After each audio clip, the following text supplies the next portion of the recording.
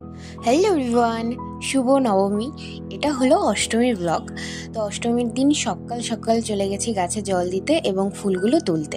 খুব বেশি ফুল তুলিনি, 3টে লাল জবা আর একটা হলুদ জবা ফুটেছিল আর একটা অরেঞ্জ কালারের জবা ফুটেছিল। তো সেইগুলোই তুললাম। আর আমার একটা ছোট্ট ছাদ বাগান আছে, সেটাও তোমাদের সাথে শেয়ার করছি। তো বেশি গাছ নেই, এটাকেই আমি ছাদ বাগান বলি। অনেকেই হয়তো বলবা যে কি এমন গাছ আছে এতে ছাদ বাগান বলছে। হ্যাঁ, আমার কাছে এটাই অনেক, সত্যি কথা এটাই অনেক। আমি অল্প রেখেছি, বাট এদেরকে প্রচুর যত্ন করি। হ্যাঁ, যদিও আমার ইচ্ছা আছে অনেকটা বড় করার ছাদ বাগান, সেটাও তোমাদের সাথে আস্তে আস্তে শেয়ার করব। আমি অনেক কটা গাছও কিনেওছি, যেটা অরেঞ্জ কালার আর ইয়েলো কালার দেখলে ওইগুলো কিন্তু কেনা রয়েছে, এখনও লাগানো হয়নি বড় জায়গায়, তাও কত সুন্দর ফুল ফোটে।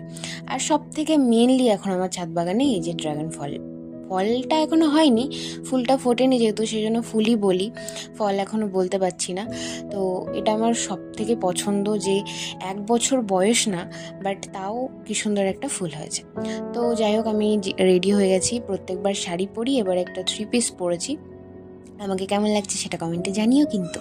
তো তারপর আমি আর আমার মা বেরিয়ে পড়লাম মন্দিরে যাব বলে।